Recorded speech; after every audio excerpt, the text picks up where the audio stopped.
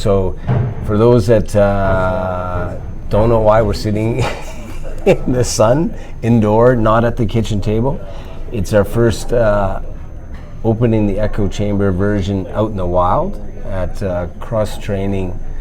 Well, actually, no, 306 Training Grounds, 306. Home of CrossFit 306 and 306 Weightlifting Club. Yeah, you didn't have that stuck in your head right there? Yeah, I'm going back and forth between the two. But we got JASON CAIN, and thanks for having us.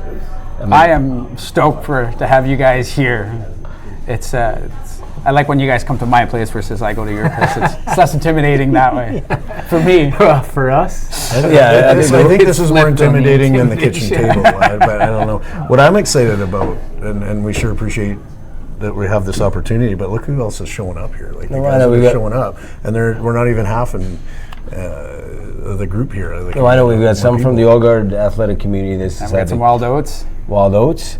And then we've got some of your members. We're going to train with your members too. Yeah, there'll be some members at 6:30 coming to the class too. I didn't tell them that they couldn't train, so they'll just be regular. Do they know we're here, or is this going to be a surprise to them? It'll be a surprise to some of them for sure, because not all our members are like up to date with all the news that we have stuff. Our busiest class is usually that for at 5:30, and it has the most of our top end athletes, including like Daisy Hart, who's she finished 18th in North America last year for CrossFit, and her husband. Noah, he's been the top guy for CrossFit in Saskatchewan for the last 3 years now. And then we have a couple more semifinal athletes, so like just one tier down from those guys that are all in that class. So that's our most competitive class, is the 5:30 class. That's the one going right now? Yeah, that's the one it's about to start right now. Would you say that our class will be slightly below that then? We're the margin athlete class. So most of our top dogs show up to that class, but that's actually a bit of an anomaly. Usually we have like one like top end athlete in any given class on any given day, except for 5:30 on Monday, Tuesday. Everyone's is like all our top dogs come in and they push against each other. It's actually kind of fun for me as a coach to watch it develop and see how good they are and what they can actually accomplish in a short amount of time. It's pretty competitive. For like amongst each other, right? But the cool thing with CrossFit is everything is like the workouts are always adjustable for each person. So you're only really as competitive as you are with yourself. But generally what happens in bigger classes is like, you know, once you've been coming regularly, you'll be like, oh, like I'm really close to that guy, so then I'll be competitive with that guy, right? Again, same thing with like you do anything, right? Like you'll find your peer group, and then you compete within your peer group, and there's people that are below you and people that are above you, and you know, you kind of just see where you fit and compete that way. Well, I was in here just before, so whatever, the 4:30 class? Yep, 4:30 class. And I think the thing that amazes me about CrossFit, and just to kind of step back, so I mean, this is our first what we call on campaign, where we're going to a former podcast guest place to see the venue and then to see the community and kind of do a deep dive into it. And I mean, it's awesome that you let us in, but the thing about CrossFit, and because Mike is a legit CrossFitter with some training, Legit. We'll see about the performance, the training, but no pressure here. No pressure, apparently. But the community aspect. When I walked in earlier, I mean, you had what? There were 20 or so in there, perhaps. We had like a little over a dozen in that last class. Yeah, and it's just like everybody is. The support, right? Like cheering people on. There's nobody shit talking. No, it's a good vibe all the time, and everybody's supportive. The way these community works, in order for them to work, is everybody has to be supportive, or else you build like very toxic environments very quickly. So it's really important for our top athletes and our leaders, if you want to call them, to always lend a hand and help support the other athletes, because everybody's kind of looking up to them as well. So I've always been pressuring our top athletes to really be engaged in our community as much as we can. And imagine that kind of guys that are a little more arrogant, or people that are more arrogant, they get weeded out on their own. Like they probably wouldn't be too welcome the rest of the group. Like to be fair, like most of the top athletes that I've had over the years haven't been really arrogant, and I've had a few people come in arrogant, and like we have girls in our, like we have 5 girls in our gym that have made Team Canada for weightlifting. So sometimes I'll have a guy come in and he's like, yeah, like, I squat like 300 pounds. I'm like, cool, my 17-year-old daughter does that for reps. And then they're like, so they become humbled. They come humbled pretty quick. Yeah, we have like legit like top-notch athletes. Like we have some of the best CrossFitters in Canada in our gym. We have Team Canada weightlifters in our gym. We have a girl who just won the indoor rowing world championships in our gym. I think she signed up for this. Yeah, she's actually in the class right now. I think she's still doing some. I have her on a program, so she does additional work before the class. And I think she's hopping in at the 6:30 class as well. Nice. Yeah. So, I mean, between world class like rowing and weightlifting and CrossFit, like if you're gonna talk a big game, oof, it's not gonna last. But that's why you're kind of pivoting the name from CrossFit 306 to 306 Training Grounds. Yeah, right? so ultimately we realized that we're more than just a CrossFit gym at this point. We've been around for 15 years. We wanted to have a name that stands for itself. So we're officially 306 Training Grounds, home of CrossFit 306 and 306 Weightlifting Club. So the 306 is consistent, the area code is Saskatchewan, that's where we're building everything, but weightlifting's become such a big part of what we do, and we've done, 15 years ago we didn't even have a weightlifting club, and then 10 years we were happy to win medals at provincials, and then 5 years ago we were happy to start medaling at nationals, and then about 4 years ago we started winning nationals, and then we consistently, we bring a national champion almost every year now to the Canadian Championships, and then we started making Team Canada selections, and now we're off to Samoa Friday with 2 athletes from our gym, which is really cool. Tell us a little bit more about that. Yeah, so Erica Schreier and Sydney Cain, my daughter, got selected to represent Team Canada at the Commonwealth Junior Championships and what they call the Universal Weightlifting Cup in Samoa. That starts next week, so we fly out Friday, we arrive Sunday, and then the competition starts on Monday. So the coolest thing that I've ever seen, though, to be fair, the coolest thing I've ever seen on the start list, it shows you who's competing in the competition. And I've never seen these guys. The North Koreans are there. Now, I'll tell you a story on the North Koreans. The North Koreans were banned from weightlifting for the last 4 years because of too many doping violations. Yeah. So after a 4-year ban, they banned the entire country. Not just one athlete. They're like, you're out. The whole country got banned from international weightlifting. Then they came back this past year at Norway at the World Championships, and they just dominated, broke world records, and we're all like, really? You've been banned for 4 years, come back, and you're just crushing all the world records? But anyways, it'll be cool to see very much the top athletes in the world compete.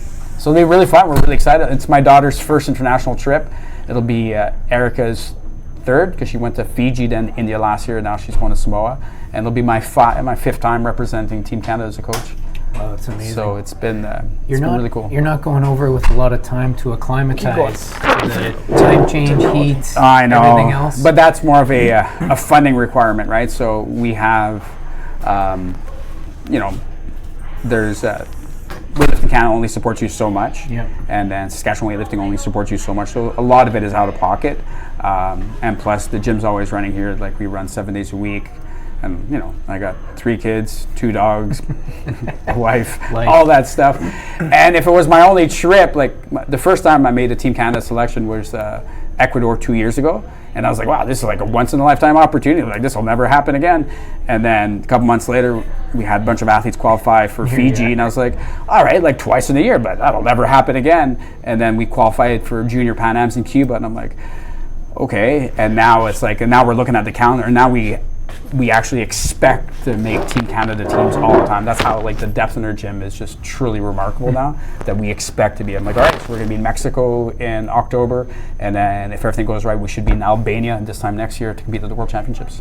That's amazing. What's been you've got an amazing feeder system. What does that do to the community here, the training, the atmosphere, culmination of it all? I think basically the way it all evolved is we did the whole CrossFit thing, and back when we started, we had lots of 20, 25-year-old athletes. It was kind of new and exciting, but our demographic eventually basically aged. And even when I was getting athletes that were really good athletes, I'd get them at the age of 22 to 25, and they were kind of at the end of their athletic career, and they'd find CrossFit, and they're like, hey, I used to play rugby, I used to play hockey, and this is really fun. And I noticed we could make them really good, but my window was always really short. And we kept evolving our programming. The programming we did in 2011 compared to what we did in 2016 compared to 2026 is night and day. It's constantly evolved based on trial and error and new science that's come out for exercise physiology and so on. And around 2016, 2018, I was talking to my wife, and I was like, man, I really feel we could do really good things if I just had like a younger crop to work with and can really do something. So she's like, why don't you start a high performance teen program? Because I watched what my daughter was doing in like the dance world and all this stuff, and what they were doing next door at Can-Am in gymnastics, and they're like starting them so young, and by the time they're like 14, they're like national level. And I'm like, So we started a teen program. We started a high performance teen program, and that officially launched in 2019. And our initial vision was like, I believed that I could produce athletes good enough to medal at the Canadian Junior Championships. And that was in 2019. In 2020, we won the Canadian Championships. We had our first girl breakthrough. She won the Canadian Junior Championships. Then, 2 years later, we had our second girl win. So that was in 2022. And then in 2024, we had a third girl win. And then last year, we had another girl win. So all of a sudden now, we've produced 4 Canadian champions in 5 years. And it's just like stacking chips on top of chips. And now this year, I believe for the first time ever, we could produce 2 Canadian junior champions. So because the girl that won last year from our gym is back again, and she's still a junior. And my daughter has gone from like 0 to hero real fast. So she took a bronze in her first year last year, and she's already up 22 kilos from this time last year, and she's off to Samoa to get on some international experience, and she's going to keep stacking more kilos on, and yeah, it's really fun. Well, I think maybe we should talk a little bit about that arrangement we've got with Sydney specifically, because we had this concept when OGA Athletics kind of started, is that there's this spectrum of young athletes and middle-aged athletes, and then experienced athletes like ourselves with 30, 40 older, old guard, 40,000 hours in. But said that if you want a pipeline, you've always got to circle back to the beginning. And so we consciously said, let's find a way to kind of go into the connections and look for young athletes. And so then obviously through you, then we heard about you got this daughter, Sydney, and she came on. And so then we kind of came up with that idea of like a building a pipeline with partners at that age, and specifically for young athletes. And so those I can't maybe see, but we've got some rugby community people that have come out today to join us. And I think we're having conversations with the Wild Oats Rugby about kind of doing the same thing, looking for some young athletes in their program to kind of do some pipeline partnerships with too. And I think that's awesome, because we said, for someone like Sydney, who's just, like you said, what, 18 months in it? She's 18 months into weightlifting at this and she's already going to To be fair, just because even though it sounds like, how can she be that successful?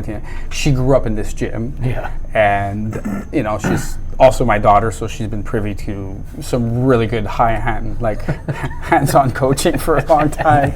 And she's been watching stuff for a long time, but to be fair, she's as about hardworking and diligent, like everything that you want to see a high-performing athletes do, like watch their sleep, their nutrition, their recovery, their stretching, their mobility, listen to their coach, watch video. She does it all. Like she does everything. Like she's very focused on being at her best all the time, which is very inspiring. And we just, again, if you could turn this camera and pan it out, we got a couple young guards from the bodybuilding and kind of general athletic community just walked in, so that's cool to see these guys come in. One of them was actually a podcast guest, Nick Lorenzo, so thanks for coming, guys. Yeah, and it's funny, like you talk about the discipline and just commitment that Sydney shows.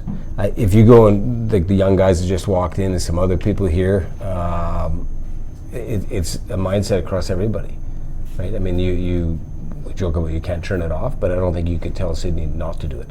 Yeah, she even told me once in competition, I was like, are you feeling good? Like, are you focused enough? And she's like, looks at me, she's like, I'm always focused enough. I'm like, okay. She's like, I'm always locked in. I'm like, all right, cool, we're good. That's pretty amazing, because when you've got successful parents like you and Rebecca, both very accomplished athletes, accomplished business people, sometimes the kids are in that shadow and may not necessarily follow suit, or they think that it's such a huge hurdle or achievement to keep up with your parents that it's pretty amazing how she's turning out and is driving herself to do this. Yeah, she's super motivated, which is really cool. Well, what was the classic line that she when we asked her the question about, did she feel any pressure from, what was it? From me, yeah. Yeah, and then she just kind of laughed. She just rolled with it totally, eh? Yeah, I'm pretty sure when I was listening to the podcast after, because I wasn't there live, and she's like, no, I don't feel any pressure from my dad. She goes, I actually giggle a little bit at his aspirations. She's like, if it works out, it works out. You know, then it's meant to be. But like tonight, Jay, you're gonna bring.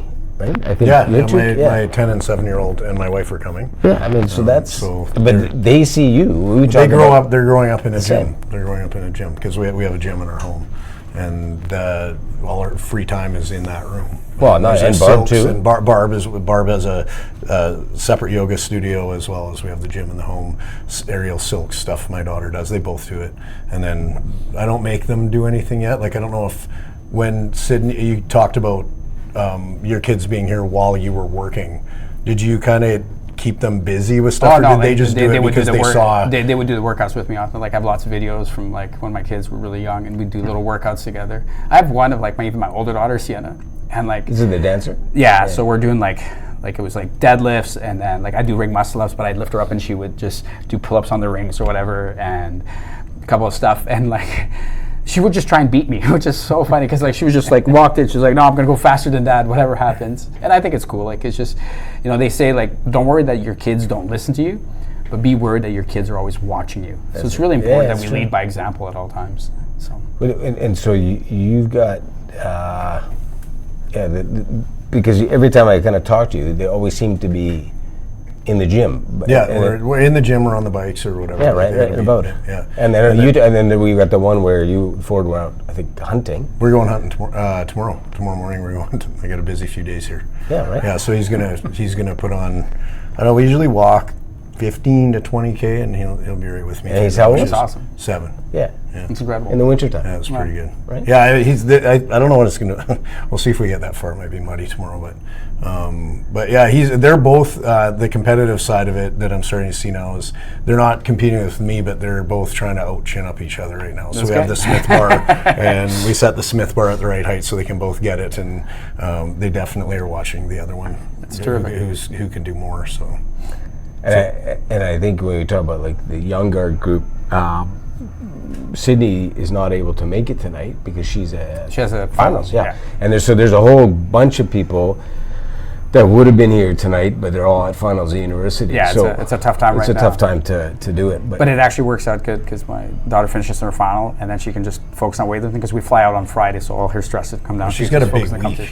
This whole week is big with finals. Is that her last final tonight? Her last final is tomorrow morning, or like tomorrow early, so she's studying tonight big time. Yeah. What will you have her do? What would a week this week before a competition so look like? We train. So the way you kind of periodize for like strength sports. So like you start building at like low intensity with like high volume in like the the early phase of a training block, and then halfway through a training block, then the volume and the intensity kind of like moderate volume with like moderate intensity.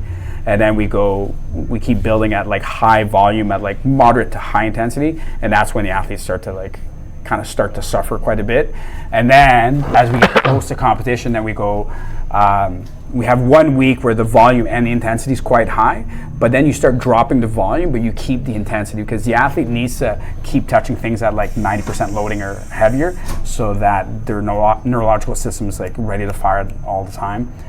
So you keep the intensity high, like the percentage, right? But you start bringing the volume down. So yesterday was pretty high volume at a pretty high intensity, but that's like their last day. So we came in and trained yesterday from 3 to 6, and I had Erica and Sydney, and they were on fire. Like Sydney hit like 80 kilo snatches, which is like 95 to 97% of her best ever, and she did it like multiple times. So she's like honed in right now, and. It's nuts. Yeah, so she's ready to go, and then the rest of the week, like I taper my athletes very aggressively, so they'll every day now the training goes down, the volume goes down, the intensity starts to go down as well, and then 5 days out, like the intensity and the volume starts to drop, and then so they get fresher and fresher. They feel great. So by the time they walk into competition, they're like chomping at the bit. They want to lift something. They're like, "Come on, let me do something," because they feel great. And that's what you want. You want the athlete to walk into a competition feeling fresh and excited to lift again. If you push them too hard for too long, then by the time they get to competition, they're like, I'm exhausted. I don't want to do this, right? Well, So and it's fatiguing being nervous about competition too. Especially, it seems like Sydney's moving up to a higher level. I know your other athlete has been at 2 or 3 of them, and you have some experience there. But as Sydney steps up in the level of so competition, we call it like international. We call it like victory loves preparation. Where for our athletes, like the more you can hone in on just making them focus on like what they need to do and what they can accomplish and what they can control, they get a lot less nervous. You get really nervous when you start thinking about like, well, what's this guy going to do? What's this person going to lift? And how's this team playing us? But control what you can control and just keep honing in and keep them really focused on what they need to do that day. Like there's so much to do on any given day, whether it's food prep or food measurement or mobility or rest and recovery or certain lifts in their program. And then just every day it's got a specific task. Because if they start looking too far ahead, then they start to get So the mental aspect of this is really, really important. It's not like especially in weightlifting, like it's like a golf swing, like right, like you just have like you get one shot, man. Like if you hit it wrong, it's like. And in weightlifting, you get 3 lifts in front of the judges, and that's it. Yeah. So if you miss one, like you can get nervous fast. You got to regroup here. Yeah. So nutrition, like how difficult is it to travel the other side of the world and maintain food all the way? Well, I haven't done it, but for my athletes, they've done a good job so far. So like my daughter, she carries like a scale, like a food scale with her, and she's bringing her to Samoa, so she weighs every single thing. Turns out I eat way too much, but she's like diligent. She weighs everything, and then we have a body scale too, so everything gets weighed and measured because she has to weigh in exactly at 69 kilos or less. But we don't want her to weigh any less. You want to. Like, where is she now? She sits at like when she's like just training and not worried about competition. She sits at like say 73 kilos, and then she like cuts down to 71 kilos, and then we just do a little bit of water manipulation for the last 2 kilos. On that 24 hours beforehand? Yeah, exactly. In the last 24, well, she'll start her water loading, actually, I think Wednesday this week. So she'll increase her water intake to kind of trick the body and then bring in more water in, and then you pull back the water volumes, and you can manipulate the body quite easily, and you can do 2-3 kilos easy on water manipulation. So we've got some bodybuilders in here. There's one sitting here. He's going to do his first show, Nick Lorenzo, who was a guest, episode 10, actually. I mean, there's similarities here in terms of how you've got to manage your water intake to get. Yeah. Well, I haven't been through it yet, but he has. Well, sorry, Adil. So yeah, you went through it. So so Adil did the physique show last year, and he came in second to the guy that won the overall. And it was his first show. He was exceptional. So what was that process like, trying to clean out all the water? Week? Yeah. It was tough, like food-wise, but like the gym aspect of it, I was just itching to just like, as you said, like you were just wanting to lift something. It was tough. Like I remember we were working out together, and you'd have to be like, relax. But so the food, it's all right, but like the itching to like lift something, that's the hardest part. Did you have to do a lot with your water? Not a lot, because like I was already like lean and dry, so Walter didn't want to change anything. Food-wise, stayed the same. The only thing that changed was just blueberries and rice cakes. Everything else stayed the same. Pretty exciting. Rice cakes. Rice cakes. We all love rice cakes. So, but do you just buy all the food there, or you travel with So part of like when you're with Team Canada, the hotel that we stay at, they provide all the food. Yeah, like everything, like all the athletes, all the international athletes stay in the same hotel, and we get covered with like all the food we could ever want, and every type, and they know that people are cutting as well. And not everybody is, like there's some super heavyweights and so on. So there's lots of food options, and we stay in a really nice place with a really nice buffet, and we get all the food we want. So you're going to come back a few kilos every time. Does Sydney take her scale to the buffet? Yeah, she'll have to. Yeah, right. Like until she competes, and then after she competes, it's just a free for all for a couple days, and then we start locking in for the next competition. Do you want to show the shirt? Yeah. So, well, do you want to just what are your your part? How about we bring in Rebecca and Chloe? Rebecca and Chloe, why don't you guys step forward a little bit? Yeah, introduce them. Rebecca's the co-owner of 306 Training Grounds, and she's built this gym from the ground up. Good to see you. How's it going? Hey, I'm Jay. Jay, nice John. to meet you. John, nice to meet you. And this is my youngest daughter, Chloe. Hi, Nice to meet you. John. Nice to meet you. Okay. recognize that shield on your left sleeve too. That's pretty Yeah, cool. so we sold we sold these shirts as well to our gym. We sold like 60 of those. Did you? Just with the shield, yeah. Raise some money for Sydney? Yeah, raise some money for the. They're really. Can I get one or buy one? Yeah. Well, we have a gift for you. We have a gift for you. It's all coming. So should we talk about CrossFit though, just for all these people, or do they have questions to do well, CrossFit? Or they do, but let's. Do Wrap you up, want to? No. We got time, but do you want to do the shirt and then talk about? Yeah, Do the shirt. And Yeah, some yeah. Q&A. Yeah. So we've got bring on a nice shirt. Yeah. So this is our first ever on campaign collaboration On campaign collaboration. with 306 Training Grounds and Old Guard Athletics. So there you go. And on the back, you'll only be able to get this one because it's got the date. So if you're here, there are only 30 of them, and all the proceeds will go to Sydney's campaign with Jason and Erica as they head over to Samoa. So I think it's a pretty cool I think it's absolutely incredible. memorabilia to have, and we're really proud to be part And of these are available only today it. Yeah. for $40 each. So once we're done here, guys, if you want to grab one and contribute to what we're trying to do for. I got one on already. Do you? That's awesome. Sorry, you're sweaty. I got to get my And sweat then off. we can take debit, credit, or cash, and we'll do that at the front if you guys want some shirts as well. Yeah, no, it's pretty the neat we were talking about yesterday. That I think what we're going to do is, because the first time that we're partnering with you guys like this, is that we'll have something that's collaborative also on our store when we finally get set up, kind of going forward. So we always have a memory of this connection, but it won't have the date. So this will be the limited release just for today. So these are special ones. Limited release. This is it. Collector's item. Do you want to then? Yeah, Let's talk about the WOD. event. First off, that we're doing today. Let's talk about CrossFit. Fucking burpees in it. Sorry. Burpees in it. It's only 6 at a time. And you're going to do a box jump at the end, so it's not even that bad. Oh, there you go. Now you're playing mind games with me. Something to look forward to. Yeah, so we have a terrific workout for you guys. I even called this one today for the Old Guard. I saw that. That We was the title posted of it. today's workout. So on Monday, we tend to do high intensity interval training. So we do short little intervals ranging from 30 seconds to 2 minutes. Sometimes we go past 2 minutes, but we try and keep it pretty short.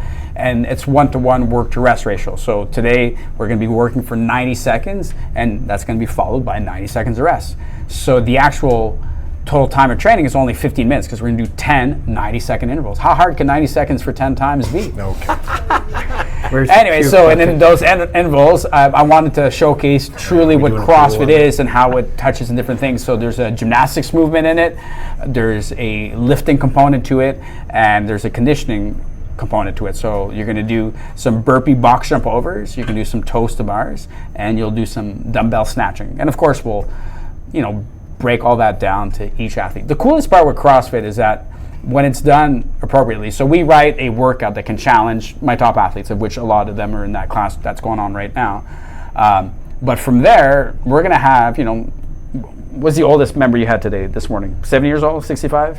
Did you have a 65-year-old today? Yeah. Fiona? No. Oh, yeah, Fiona was in. Yeah, so, we have like 65-year-olds in our gym, and we also have like 14-year-old kids that come and train here. So it is absolutely ridiculous to expect a 65-year-old or a 14-year-old to do what my top 25-year-old guys and girls are going to do, right? So, but I'm not going to write 100 different programs. Like today alone, we're going to train over 100 people.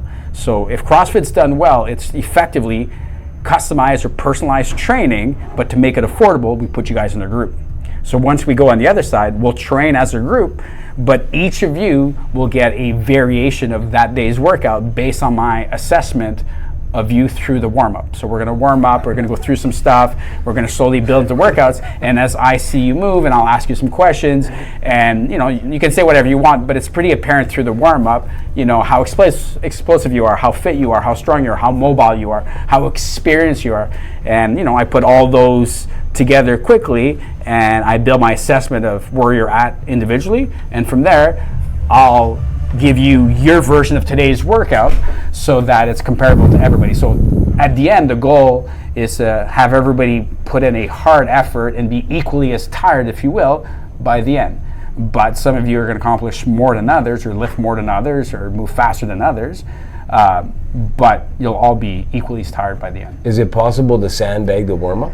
Yes, people try all the time, as if I wouldn't know. through it. Yeah, they see it. I'm like, yeah. Is that what? Yeah, but the truth is, like Rebecca and I have a system where she coaches, the 6 a.m., 7 a.m., 8:30, and 10 o'clock class every morning. So she has generally the same people Monday to Friday, and then I come in at noon and I coach noon, 3:30, 4:30, 5:30. So I have the same group of people. So effectively, because it's like you're coaching the same group of athletes all the time, we get to know them really quickly, and I know like this guy sandbags, and this one's got a really tight shoulder. This one has poor hip mobility. This one's really fit but has no strength. And then because of that, I can quickly adjust. And some people are just, they'll look at me, they're like, I just don't have to, I just, can't go hard. And I'm like, that's cool, we'll adjust. Our job is to make sure that this is like, we've tried to turn training into a really fun sport. Yeah. We were joking, for those that saw that or listened to that podcast, we were saying for Jay, can you escalate it on Jay if he gets going too aggressive? This is putting too much pressure on you, man. I'm excited to see what some of these guys, especially some of these. Well, there's a bunch of guys buried in here. Lyndon's come from Ironworks at the back. These guys can handle it, and some of these old guards can also navigate their way around here. So there's a good mix in here. I don't think I'm the one you need to escalate it on. But we'll see. We'll adjust. And I guess one of the last questions before we get started is it mandatory you have to take your shirt off at some point? Not mandatory, but highly recommended. But the truth is, so the biggest difference is, like, if you go to like a motion fitness or a regular gym, you're really paying for access to facility, and then you go in there and everybody's doing their own thing, and they have headphones on and they're looking a lot at the mirror, and if they're not looking at the mirror, listening to their headphones, they're looking at their phones, right?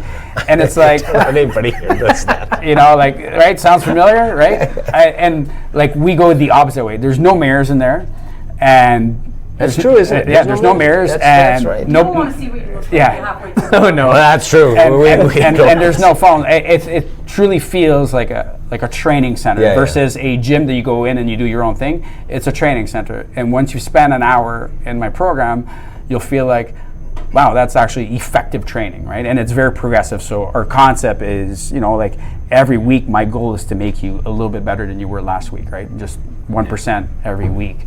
And that's how we ended up with, after 15 years, we now produce like athletes upon athletes that are at the top end of their sports. And the irony of the whole thing is, without the mirrors, is aesthetically, by the way you guys train people, you end up looking good in front of a mirror anyway. So you don't have to look at the mirror, right?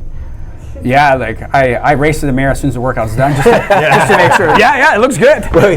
You're not lying. Well, no, we'll vouch for it. The first time I don't think you guys were here, so we'll tell some people behind the scenes. The first time we come in here, we're having this discussion about kind of making some connection. On the Saturday morning, you guys came out. So Saturday we walked. Sydney and I were working out. Yeah. The father-daughter throwdown is happening with a couple other people. So we walk in and like, holy Christ, Jason's going nuts and Sydney's going nuts.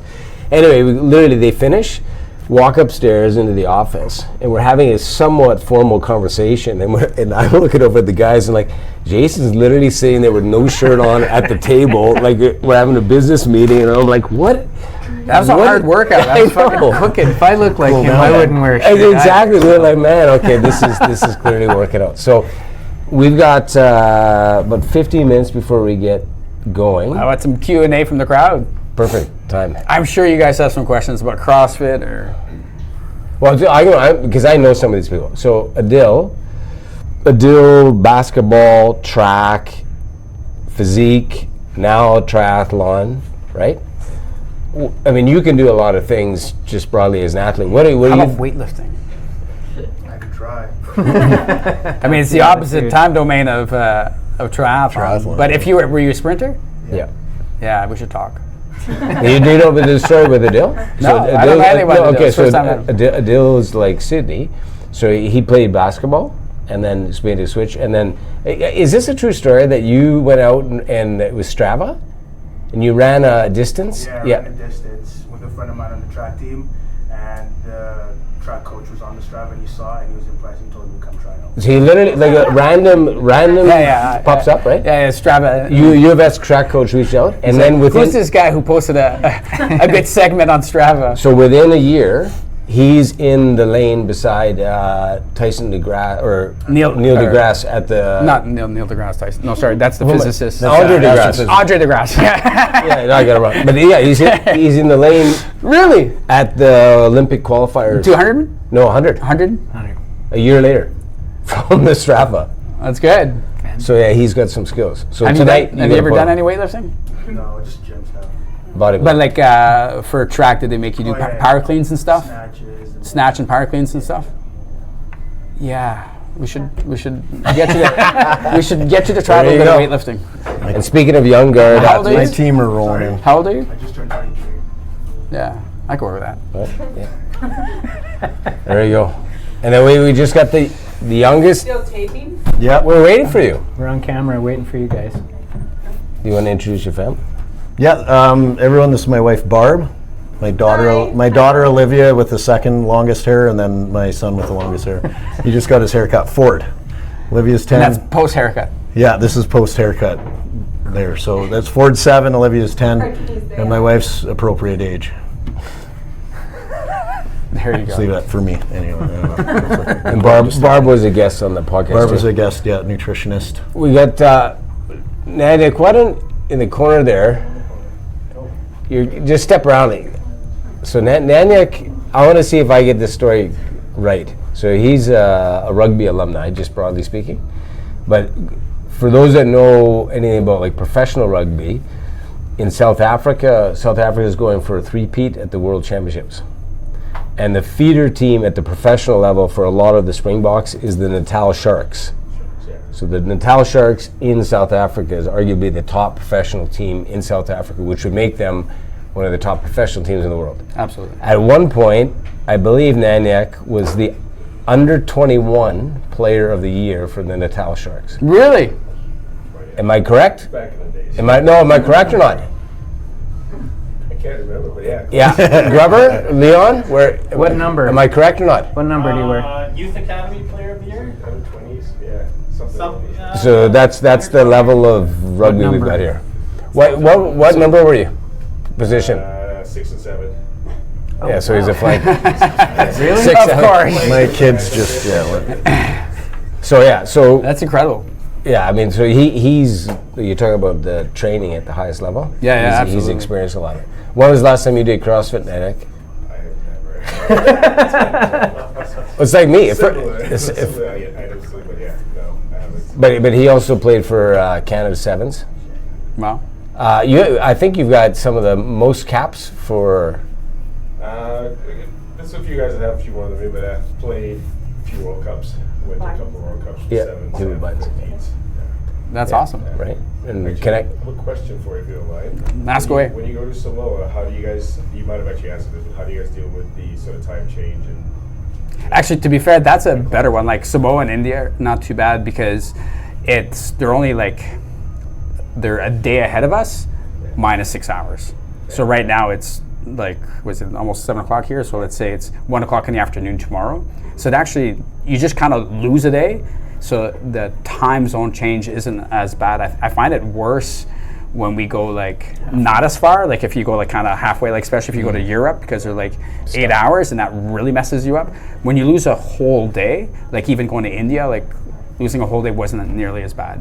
Do you adjust your training here to kind of mimic? Yeah, so we adjusted it based on the day of the week. So we tend to compete on Saturdays generally, but for international competitions, the competition starts on Monday and they do different weight classes every day. So my daughter, for example, will compete on Wednesday. So we swapped her program to peak on Wednesdays now, but we haven't adjusted time of day because we have limitations here with her schooling and gym and so on. So we haven't played with that too much, but we just adjusted the day of the week more than time of day. Question. Was there a particular point in your life where you realized that you loved this, or were you just kind of always with it? Like how I started in CrossFit, or when I knew I loved it? This is a great story. Like, was there a point when it clicked and you realized you want to do this as much as you can forever? Yeah, so basically, Your wife is here. She knows the story. so I'll start with this. When I was in university, I decided to get a degree in finance because I was scared that if I got a degree in kines, which is really what I wanted to do, I'd end up as a gym teacher. And my kids laughed. They're like, Dad, you ended up with a degree in finance, but you're still a gym teacher. So effectively, this is what my dream job would be, is exactly what I'm currently doing. But this never really presented itself until 20 years ago, for example. So I got my degree in finance. I worked in the corporate world, and I realized I wasn't a corporate guy. Like, I really struggled going to an office, being told to sit there till, regardless if I got my work done or not, like putting in that face time and having those conversations where everybody uses the word strategy 10 times without ever being strategic. Like, oh, this is strategic. I'm like, it's not fucking strategic. But they love that word in the corporate world. Anyways. Strategic initiatives. Yes, they love the word. And you read everybody's LinkedIn bio and everyone's like, I was most strategic. I'm like, no, you weren't. Anyways, but then I ended up in the world of CrossFit, and I was, pursuing CrossFit, and I thought this was a really cool way to train after my career as a wrestler, and I had, played in a whole bunch of different sports, and CrossFit was like just the best of all worlds. It was like competitive, like training, but it didn't hurt the way a wrestling match worked, because I used to wrestle, and like college wrestling was really hard, and I had the same feeling of like the intensity of a wrestling match without like my face looking all beaten up at the end of it. I'm like, this is terrific. And I started doing it, and I fell in love with the methodology, the culture, the community. And then when I won the Canadian Championships and went to the World Championships, which they call the CrossFit Games, my wife and I met the director of Reebok, and he asked us, he's like, would you guys like to have your own branded gym? And we looked at each other and we're like, yep, we really would. And they didn't have anything out west either, right? No, they had no Reebok branded gym at the time out west. So we decided to leave Toronto. We were in Toronto at the time. We moved out to Saskatoon because that's my wife's hometown, and we had young kids like 15 years ago. Like Chloe was just 2 years old, or a year and a half. And we built the gym, but as the gym was building, I did the quick math in my head, and I talked about this last one. Our burn rate, based on how much money we were burning through every month, and we weren't bringing any revenue yet because we were just building the gym. There was like we weren't open yet. I was like, well, we have 18 months, and then I have to declare bankruptcy, so this has to work.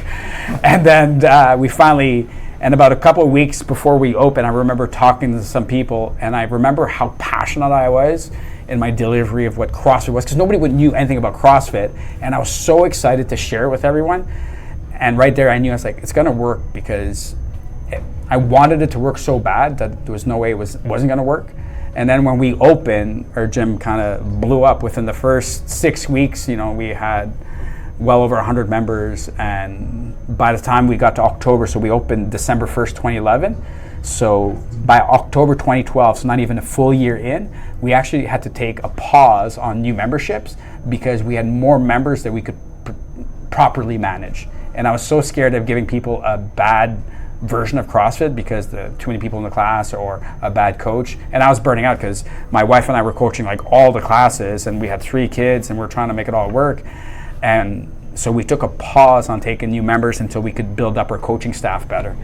But yeah, so it didn't take very long. Like, I knew pretty quick, like, this is what I wanted to do. But you, Linda, I don't know if you heard the actual podcast conversation we had with Jason. So that's the inspirational side, but there was you told us about the one where you're sitting in the car, it was a little...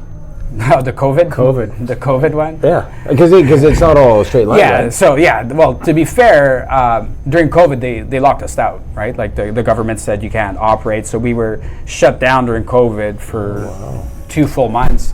And while we were shut down during COVID, the story you're talking about is we were losing money fast because we still had to pay for utilities and interest and taxes and all this stuff, but we weren't allowed to operate. So you can't bring in any revenue, plus you're still paying to keep the business going. And I still got to feed my family, and I still got to pay the mortgage at home So how's that going to happen if you're not bringing in any revenue, right?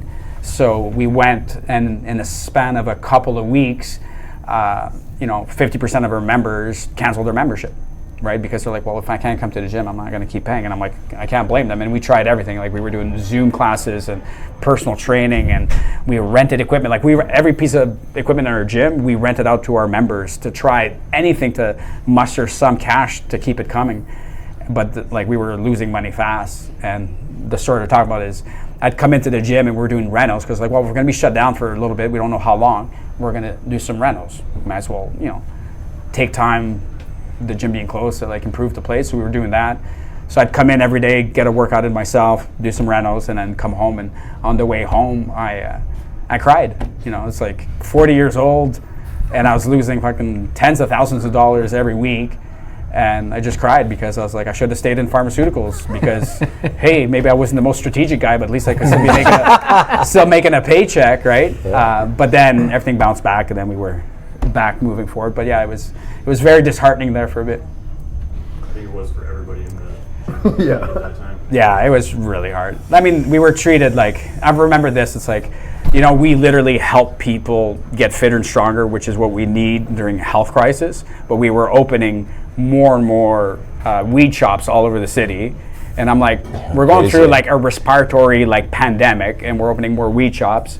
And on the same token, there's alcohol sales were through the roof. I'm like, is this really what we wanted? But anyways, I digress on that point. Well, maybe just looking at your members rolling in, we've got a bunch from the Old Guard athletic community that's come in. I think we're kind of teed up, and we want to be on your schedule here. So it's 25 after. Yes, let's get you guys changed. Make sure you sign a waiver, and then we'll start in 5 minutes. All right, so thanks everybody for showing up. And then I think the waivers are right where Carson's sitting. Some paper there, just a couple signatures, appreciate it. And then we'll get going. Awesome. Good All stuff. right. There you go. Cheers. Thanks, gents.